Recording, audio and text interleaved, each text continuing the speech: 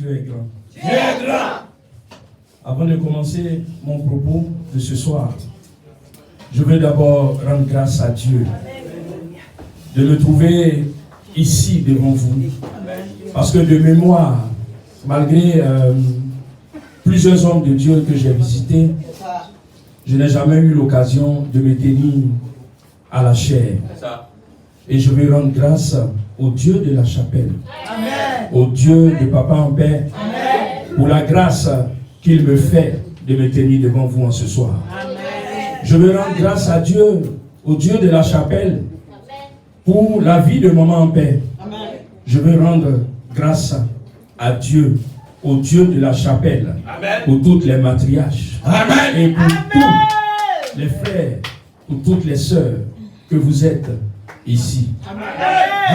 Que le Dieu de la chapelle vous bénisse. Et qu'il fasse ce qu'il fait pour moi en ce moment. Au centuple. Amen. Père, je te prie en ce soir de m'écarter de cette scène. Je te prie d'ouvrir les entendements spirituels. Ouvre les yeux spirituels. Ouvre les oreilles spirituelles. Et ouvre ma bouche spirituelle. Amen. Au nom de Jésus, j'ai prié. Alors, Amen. Bien-aimé, dis onction fraîche. Onction fraîche. Répète bien à ton voisin, à ta voisine. Onction fraîche. Est-ce que tu sens cette onction fraîche depuis hier? Oui. Demande à ton voisin, à ta voisine, est-ce que tu as la puissance de Dieu? Est-ce que Dieu t'a donné cette capacité? Est-ce que Dieu t'a donné cette capacité? Est-ce que son esprit est sûr et en toi? Est-ce que son esprit est sûr et en toi? Est-ce que je peux parler à quelqu'un ce soir? Je veux parler à une personne. Amen. Afin qu'elle me comprenne et qu'elle me suive. Nous sommes dans un temps béni. Car Dieu, par notre Papa, et à travers cette conférence des fils révélés, nous permet de méditer sur un thème très important. Un thème qu'on ne finira jamais d'éplucher. Onction fraîche. Bien-aimé, depuis quelque temps, ou je dirais depuis longtemps, il y a une révélation que tu attends. Il y a quelque chose que tu cherches à comprendre depuis longtemps. Mais le prince de Perse combat cette révélation. Mais ce soir, dis c'est fini. C'est fini. Dis c'est fini. C'est fini. Comme Daniel. Nous aurons la révélation au nom de Jésus. Amen. Car ce que tu vas entendre ce soir, ce que tu vas comprendre et capter ce soir, bien-aimé, va te faire du bien. Amen. Alors, sache que quand tu es devenu chrétien, en acceptant Christ comme Seigneur et Sauveur, et de par cette nouvelle naissance que tu as reçue, sache que tu as reçu une portion de l'onction. Une base, tu l'as reçue. Mais cette onction n'est pas totale. Comme Papa l'a dit tout à l'heure, c'est une portion de l'onction que tu as reçue. Cette onction te permet d'exécuter certaines tâches. Et pour cela, nous pouvons le voir à travers Marc 16 au verset 17 à 18. Marc 16 au verset 17 à 18 l'exprime très bien. Je vais continuer mon propos pour dire, mais est-ce que quand tu dis c'est fini, qu'est-ce qui est fini? Comment tu peux comprendre que c'est fini? Mon frère, ma soeur, ne pense pas que c'est fini, car la vie chrétienne n'est pas une vie statique. Nous devons grandir dans l'onction, et grandir implique que nous posions certaines actions, que nous fassions certaines actions. Et pour cela, il est donc primordial de grandir dans l'onction. Amen. Mais comment et par quels moyens. Ce soir, je veux te parler de l'un de ces moyens par excellence, qu'est le jeûne. Le jeûne. Ainsi ce soir, mon thème qui m'a été soumis est comment le vrai jeûne augmente l'onction sur notre vie. Amen. Au verset 1 à 2 et les versets 14. Pour développer notre thème, nous allons nous atteler dans un premier temps à définir ce que renferme le jeu de mots, le vrai jeûne. Et dans un second temps, à montrer à travers des exemples comment le vrai jeûne nous permet d'accroître l'onction ou comment le vrai jeûne nous permet de grandir spirituellement. Alors, qu'est-ce que le jeûne? Dans un premier temps, il faut comprendre que le jeûne, de manière globale ou générale, c'est s'abstenir de manger. Mais je vais circonscrire ici, qu'est-ce que le jeûne, pour que cela s'adapte à notre thème, afin que nous puissions avancer. Alors ici, quand on parle de jeûne, il faut savoir que le jeûne dont on parle ici, c'est celui qui peut être défini comme l'abstinence totale ou partielle des désirs charnels et naturels dans le but de dédier notre temps au développement spirituel de l'homme intérieur et de l'affinement de nos sens spirituels pour la terre qu'est le Saint-Esprit. Au niveau, on le voit, à ce niveau, le jeûne n'est pas seulement le fait de ne pas manger. Mais ce jeûne que je viens de définir, je l'ai défini dans le sens biblique. Alors, c'est quoi le vrai jeûne? Le vrai jeûne, nous pouvons noter ici que quand on parle de vrai jeûne, c'est qu'il y a un faux jeûne. Bien-aimé, quel est le jeûne que tu pratiques? Quel est le jeûne que tu pratiques? Ici, je veux t'amener à comprendre que quand on parle de vrai jeûne, nous faisons référence au jeûne qui plaît à Dieu. Alors, ce jeûne qui plaît à Dieu, comment se présente-t-il? De quoi s'agit-il? Parce que faire plaisir à Dieu, c'est notamment respecter des conditions. C'est donc un jeûne comme Dieu le demande. Quel est donc le jeûne auquel Dieu prend plaisir? Ce n'est pas le fait de s'abstenir. Si pendant longtemps, tu as cru que le vrai jeûne était de s'abstenir de manger et de boire, ce n'est pas le jeûne que tu as fait, mais c'est plutôt une grève de la faim. Révélation! Alors, pour parler du jeûne auquel Dieu prend plaisir, nous avons dans Ésaïe 58 tout le jeûne dont Dieu prend plaisir est décrit dans Ésaïe 58. Et comme c'est long, je vais vous épargner, je vais vous demander d'aller méditer Ésaïe 58. Bien-aimés, le jeûne dont il s'agit ici, c'est le jeûne biblique. C'est un jeûne qui fait partie des commandements divins. Il fait partie des commandements divins en cela que c'est un jeûne qu'il faut associer à la prière, à la méditation régulière. C'est un jeûne qui renferme tellement de bénédictions que manquer de le pratiquer nous empêche de profiter de tout ce dont le jeûne renferme.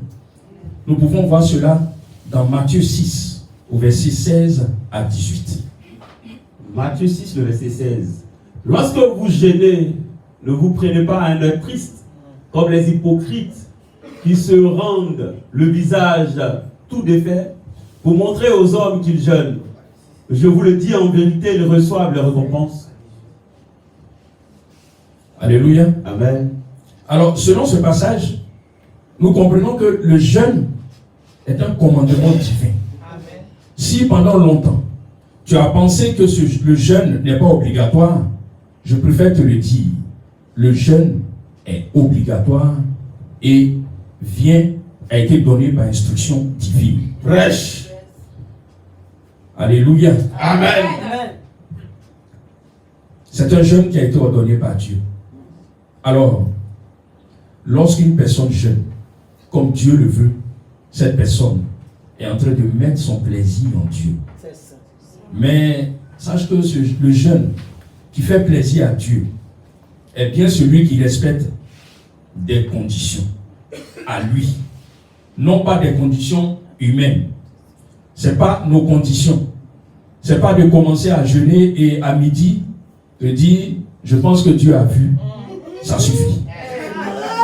Alors c'est un jeûne que nous devons faire en fonction des conditions que Dieu donne. Alors, tu dois jeûner, car c'est l'une des prescriptions divines pour déclencher la visitation de Dieu dans nos vies. Ainsi, lors du jeûne, on doit se consacrer à la prière et à la méditation de la parole de Dieu, afin d'obtenir le soutien de l'Éternel. Alors, ce jeûne agréable à Dieu respecte les conditions suivantes. Alors, je vais énumérer les attitudes à éviter quand on doit rentrer en jeûne. Parce que le jeûne, il est d'abord intérieur avant d'être extérieur. Comment tu te prépares à rentrer dans ce jeûne? Est-ce que tu te mets dans une certaine repentance? Parce que Dieu, il regarde au cœur. Est-ce que ton cœur est prêt à rentrer dans cette dynamique que constitue le jeûne? Alors, Matthieu 6, les versets 16 à 18, nous montre déjà les conditions à remplir pour pouvoir avoir le vrai jeûne. Alors, il faut éviter d'avoir l'air triste. Il faut éviter de vivre nos penchants. Parce que le jeûne a pour objectif premier de tuer la chair en nous. Il faut briser la chair, parce que c'est la chair qui est le premier ennemi de notre accroissement spirituel. Amen. Et cela, nous pouvons le trouver dans Galates 5 au verset 17, dans 2 Corinthiens 4 au verset 16, et dans Romains 7 au verset 18. Ce sont les conditions du jeûne que je vous présente. Alors, pour continuer mon propos, je vais maintenant nous parler de l'onction. De l'onction afin de revenir au verset d'origine qui soutient mon thème, qui est Luc 4, verset 1 à 2, et le verset 14. Est-ce qu'on peut l'avoir? Luc 4, le verset 1er. Jésus, rempli du Saint-Esprit, revint de Jourdain, et il fut conduit par l'Esprit dans le désert, où il fut tenté par le diable pendant 40 jours, et ne mangea rien durant ces jours-là, et après qu'il fut écoulé, il eut faim. Le verset 14. Jésus, revêtu de la puissance de l'Esprit, retourna en Galilée, et sa renommée se répandit dans tout le pays d'alentour. Alors, bien aimé, pour continuer, je vais définir l'onction qui cadre avec mon thème, puisque vous avez eu affaire à plusieurs définitions de l'onction. Ici, l'onction peut signifier la capacité que Dieu donne. C'est la puissance de Dieu. La puissance de Dieu. Nous pouvons voir ça dans Acte 10, les versets 44 à 45. Bien aimé, quand on te dit que le jeûne est obligatoire, ce n'est pas pour faire beau. Parce que Dieu répond à ceux qui ont faim. Il faut avoir faim de recevoir plus de Dieu pour qu'il puisse te répondre. Alors, avant de penser à l'accroissement de l'onction, nous avons essayé de définir et de comprendre ce qu'est l'onction. L'onction, comme je l'ai dit, c'est la puissance et la capacité, le revêtement de puissance que Dieu nous donne. Alors, comment faire croître l'onction par le jeûne biblique? Si Jésus lui-même a jeûné, bien-aimé, toi, qui es-tu pour ne pas jeûner? Je vais prendre l'exemple de Daniel. Écoute-moi bien. Contre les puissances des ténèbres, ton jeûne est comme une interpellation pour le royaume des cieux. Parce que c'est un sacrifice. C'est un sacrifice que tu es en train de faire. Or, tout sacrifice attire le regard de Dieu. Regarde Jésus lui-même. Est-ce qu'il avait besoin de jeûner? Est-ce que Jésus avait besoin de jeûner? Mais Jésus, à partir de ce verset, quand on le lit, on remarque que Jésus a introduit son ministère, pas avec les discours, pas avec les guérisons, mais il a introduit son ministère avec le jeûne. Il a introduit son ministère avec le jeûne. Toi, tu es dans une famille où il y a la sorcellerie. Tu es dans une famille où les gens ne réussissent pas. Où il n'y a que les échecs et tu ne gênes pas. Je vais te donner aujourd'hui une révélation. L'erreur que beaucoup commettent quand ils font l'expérience de la plénitude. La plénitude, c'est quand tu reçois l'esprit. L'erreur qu'ils commettent, ils ne veulent plus jeûner. Ils ne veulent plus jeûner parce qu'ils se disent qu'ils sont arrivés. Alors, le problème ici, c'est qu'ils oublient que la plénitude de l'esprit, c'est en vue du jeûne que Dieu nous donne la plénitude de l'esprit. Parce que si tu n'as pas la plénitude de l'esprit, tu ne peux pas jeûner. Tu ne peux pas jeûner. Quand tu regardes, on dit Jésus a jeûné pendant 40 jours. Mais est-ce que Jésus n'avait pas la plénitude de l'esprit? Bien sûr. Mais il a jeûné pourquoi? Pourquoi Jésus a jeûné? Pourquoi? L'esprit qu'il avait, c'est pour le jeûne. Il a compris. Jésus l'a si bien compris. Il a compris. Comment veux-tu avoir cette puissance? Comment veux-tu que cette puissance que Dieu a mis en toi soit lâchée, soit relâchée? Si elle est emprisonnée en toi. Puisque c'est à partir du jeûne que cette puissance explose. C'est ça. Comment elle peut se manifester si elle est emprisonnée en toi? Parce que c'est par le jeûne que la plénitude devient revêtement. Quand tu regardes, on dit que Jésus revêtu de puissance. C'est après le jeûne qu'il a commencé son ministère. Alors toi, tu as des soucis, tu as des problèmes, tu as des blocages. Quand tu viens, tu veux que ce soit papa ou père qui jeûne pour toi. Tu ne peux pas traiter durement ta chair. Parce qu'il est temps que tu te lèves, que tu traites ta chair avec colère. C'est pourquoi les jeûnes qu'on fait ici, moi ça m'a plu. Parce que je cherchais un moyen de traiter durement ma chair, pour faire comprendre à cette chair que c'est moi, Dieu m'a donné l'autorité pour que j'ai la domination sur toi. Je ne peux pas me dominer.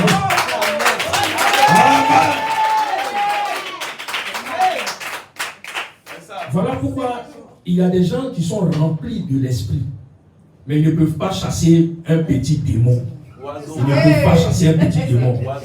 Parce que ce qui est en eux ne s'est pas manifesté. Puisque la plénitude que Dieu leur a donnée est en eux. Mais pour que cette plénitude explose, il faut le jeûne pour pouvoir faire exploser cette plénitude. Voici le vrai problème. Amen. Quand tu vas lire Jean 12 au verset 24, tu pourras voir cela. Jésus a jeûné parce que Jésus savait. Il savait il savait une chose.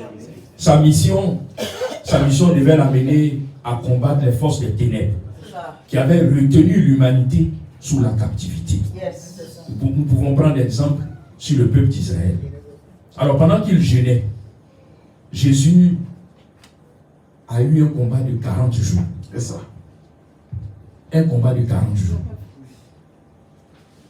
Alors nous qui jeûnons même un jour, 2 jours, 3 jours, nous sommes déjà fatigués. On pleure. Pensez-vous que si Daniel n'avait pas jeûné, il pouvait avoir la révélation? Alléluia. Parce que le prince de Perse bloquait la révélation que lui devait recevoir. C'est ça. Est-ce qu'il s'est lamenté? Non. Il a continué de jeûner. Il a continué de jeûner pour arriver à un résultat. C'est l'image que je veux vous donner, c'est que l'esprit en nous, c'est comme l'image de la vie de la graine.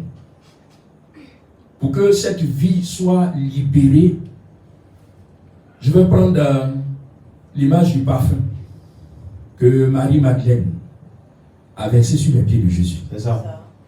Quand elle a cassé le parfum sur les pieds de Jésus, l'odeur est remontée. C'est la même image.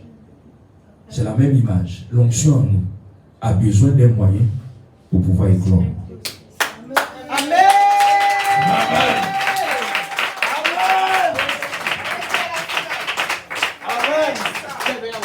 L'onction en nous. Et comme je disais, par le jeûne que Jésus a fait, Jésus savait, il savait le but qu'il cherchait. C'est ça. C'était le revêtement. C'était le revêtement. Alors quand tu jeûnes, qu'est-ce qu'il faut faire? Il faut comprendre que quand tu jeûnes, tu es en train de convertir la plénitude en revêtement. C'est ça. Quand on prend le cas de David, David avait eu le revêtement de Saul. Mais avant d'aller au combat, vous avez vu que il s'est départi de ce revêtement. Et il a été plutôt revêtu de l'onction du Saint-Esprit. Alors, Jésus avait bien compris cette scène. Il a compris qu'il avait besoin d'un revêtement. Parce qu'il était 100% homme et 100% Dieu. Alors, nous avons besoin de la consécration dans l'onction. La toute-puissance de Dieu. C'est cette puissance-là qui a transporté Jésus après 40 jours de jeûne. Ici, ce n'est pas forcément 40 jours de jeûne qui permettent d'éclore l'onction. On a le cas de la reine Esther. 3 jours de jeûne ont suffi. Alléluia. Alors, bien aimé, pour terminer, je vais te dire une chose. Le jeûne que nous faisons permet de soumettre la chair dans le but de la dompter. De dompter les désirs de la chair. Et en domptant les désirs de la chair, cela fortifie notre esprit. Par le jeûne, notre esprit se régénère et se fortifie. C'est par cette régénération que l'onction s'accroît. Alors, la percée surnaturelle que nous recherchons ici passe aussi par le jeûne. Alors, pour terminer, je vais te demander de te lever et je vais déclarer. Je déclare au nom de Jésus que lorsque tu déclencheras ton jeûne pour ta percée, le déblocage de certaines situations, que l'ange qui était chargé d'apporter la solution à David, quelles que soient les situations, que cet ange descende, qu'il descende et qu'il t'apporte la solution. Il t'apporte la solution. La principauté qui domine ta vie. Je prie que ton jeûne amène Dieu à demander à l'archange Michael de se lever pour venir à ton secours. Et de briser toutes les chaînes sur le poids desquelles tu es placé. Au nom de Jésus. Amen.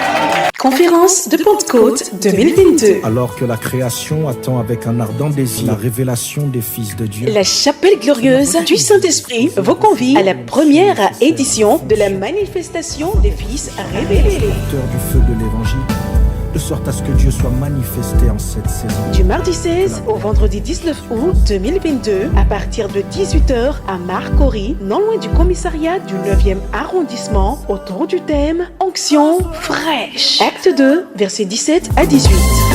Je ne peux pas m'empêcher de parler de lui. Au programme, du mardi 16 au jeudi 18 août 2022, 18h, temps d'impact et de parole. Vendredi 19 août 2022, dès 18h, mini-veillée de prière. Orateurs principaux, prophète Daniel Israël en paix, prophétesse Jeanne en paix. Et que ton feu vienne réveiller le désir de faire ton œuvre. Contact 27 21 39 25 48 07 07 49 35 42 07 47 31 00 83. Chapelle glorieuse, champion en Jésus. Vai desse lebadi gadu sate, librushi me de vai de gede suka idega.